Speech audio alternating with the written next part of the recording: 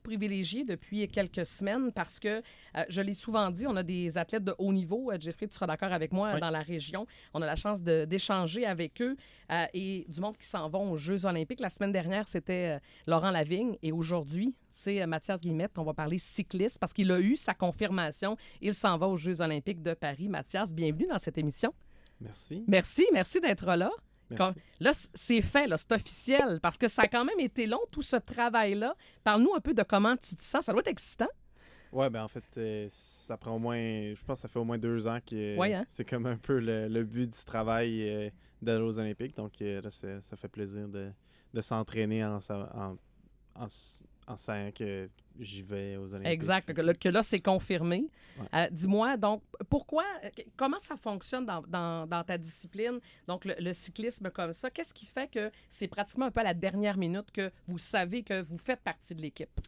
Ben, je pense qu'il y a beaucoup de sports comme nous, là. C'est sûr que l'athlétisme, c'est un peu différent, là. Ils font des trials pour les personnes qui vont aux Olympiques, mais Ouais. nous, c'est plus un peu comme en canot où on qualifie l'équipe, puis Ouais. par après, à l'intérieur de l'équipe, ils sélectionnent les 4 meilleurs pour aller aux Olympiques. Donc, OK. on qualifie l'équipe pendant 2 ans, puis après ça, un peu après, ben, ils regardent ce qui est les 4 meilleurs, puis ils sélectionnent les 4 OK. pour la meilleure performance à Paris. D'accord. Alors, c'est comme ça. Donc, c'est pour ça que c'est un petit peu plus long avant que vous ayez cette confirmation. Ouais, ben c'est sûr Ouais. que nous, on l'a su un peu avant que tout Oui. le monde Oui, le j'imagine. sache, mais non, c'est sûr que c'est un peu dernière minute, là, même 2 mois, c'est assez proche des Olympiques. Oui, quand même. Ça doit être assez stressant de le savoir quand même assez proche des Olympiques. Comme ça, on est à quelques semaines, ça fait pas si longtemps que ça que tu le sais. Ça doit être quand même un peu stressant de savoir si tu y vas ou tu y vas pas. Tu sais. Ouais, ben c'est sûr que je pense qu'on l'a su début mai. OK. Donc c'est quand même... Ouais. La saison complète est déjà passée, puis il n'y avait plus aucune course. Donc c'est sûr que là, si tu te qualifies pas, ben tu as déjà fait ta dernière course. Mais si tu te qualifies, là, il y a les Olympiques. Mathias, donc ça commence le 5 août, les compétitions donc pour le cyclisme. Il y a 6 épreuves au total. Parle-nous un peu comment ça fonctionne. Est-ce que tu vas participer aux 6? Donne-nous un peu les détails de tout ça. Non, en fait, il y a 2 épreuves de sprint. Moi, je fais D'accord. pas le sprint. D'accord. Il y a 3 épreuves d'endurance qui est le Madison, l'Omnium puis la poursuite par équipe. Oui. Moi, je fais la poursuite par équipe et le Madison. Donc, OK. poursuite par équipe, c'est 3 jours. Les 3 premiers jours, 5, 6, 7. Oui. Après ça, le Madison, ça, c'est le 10. Donc, OK. Puis le Madison, mettons, c'est quel genre de compétition? Peut-être nous expliquer un petit peu. la poursuite par équipe, c'est à 4 Oui. en ligne. On fait 4 Oui. km. Oui. Le Madison, ça, c'est 200 tours à 2. Puis avec des sprints à l'intérieur Oui. de la course et tout. Donc, c'est comme un peu l'équipe qui a le plus de points gagne. D'accord. Type OK. de course. OK. Est-ce qu'on peut dire que, mettons, chacun des membres a à quelque part chacun sa spécialité? Est-ce que c'est un petit peu comme ça que ça marche? Ouais, totalement. Oui. En poursuite par équipe, c'est vraiment spécifique. Tu sélectionnes pas juste les 4 meilleurs gars. Tu peux pas avoir 4 gars exactement pareils dans une équipe parce que Faut que tu te c'est quand complètes. même 4 km. Ouais. Il y en a qui sont plus rapides au début, plus rapides à la fin, etc. Donc, c'est... Ouais, il y a plein de qualités différentes dans l'équipe. Tout à fait. Pour que vous vous complétiez puis que ça forme la meilleure équipe au monde, à quelque part, c'est ça l'objectif. Exact. Dis-moi, parle-nous de ta dernière saison parce que tu es avec l'équipe nationale depuis 2021. Parle-nous, bon, il y a eu des blessures aussi au travers de tout ça. Comment ta dernière saison s'est passée? Es-tu satisfait? Y a-tu des choses encore dernière minute à travailler? Comment tu le vois? Ben, j'ai été vraiment chanceux. J'ai aucune blessure puis aucun drawback. OK. je peux dire De en retour anglais. un peu de... En arrière. Oui, Ouais. exact. Donc, Ouais. non, j'ai aucun problème dans les dernières années. Là. Je croise les doigts que j'en Oui, ai pas durant le exact. prochain On touche mois. du bois, donc- on touche du bois. Ouais. Ouais. Mais non, c'est en ce moment, la préparation a été parfaite. Donc, pour moi, il n'y a pas vraiment de problème OK. pour l'instant. Puis en 2023, je sais que tu as eu quand même une chute importante aussi là, dans une des compétitions de la Coupe du Monde, tout ça. Puis que la compétition est assez féroce à ce moment-là. Y a-tu un moment où tu t'es dit, bon, et ça va être difficile de peut-être percer l'alignement olympique, puis il va falloir que je double d'ardeur ou quoi que ce soit? Mais c'est sûr qu'à chaque fois que tu as une chute et tu n'es pas blessé, tu te Mhm. demandes un peu à quel point, quand que la chance va arrêter Ouais. puis tu vas te blesser. Mais pour l'instant, je suis assez chanceux. Ouais. Donc, j'ai pas eu de grosses blessures en chute. Mais non, je pense qu'il n'y a pas vraiment une compétition. Il y a peut-être quelques compétitions que ça a moins bien été puis on se demandait si on allait se qualifier. Mais ça s'est tout le temps réglé à la compétition après. Mathias, l'an dernier, c'était une belle année. Tu as mis la main sur 3 médailles au championnat panaméricain de cyclisme sur piste, dont deux médailles d'or. Est-ce que, évidemment, ça vient avec une confiance quand on connaît une bonne année? Évidemment, tu te prépares pour la suite, mais quand même, ça doit aider à la confiance, ça. Ouais, ben, je pense que le championnat panaméricain, c'était un bon début. C'était comme à milieu de saison, donc c'était un bon début. Après ça, on avait les mondiaux, que ça a été excellent. Je pense qu'on est arrivé 6e à la poursuite par équipe, puis j'étais arrivé 6e à la course au point. Donc, non, c'était très bien, en fait. Là, je pense, après les mondiaux, je commençais à comme un peu savoir que j'allais aux Olympiques, vu que ça allait autant bien. Mais non, je pense que l'année passée, on a eu une des meilleures saisons. Donc, dans une saison, Mathias, à peu près combien de compétitions au total? Ça représente quoi?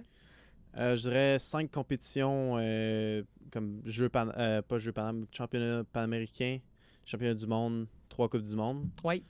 Après ça, tu as les championnats du monde à la fin de l'année. Puis si tu es assez bon, tu te fais inviter dans des courses privées comme la Track Champions League ou OK.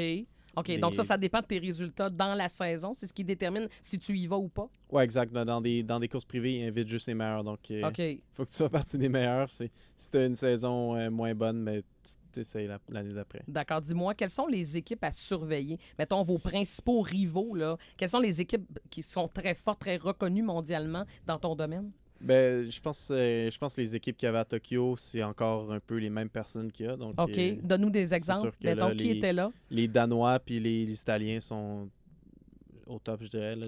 C'est très dur à battre. C'est les équipes à battre. GB.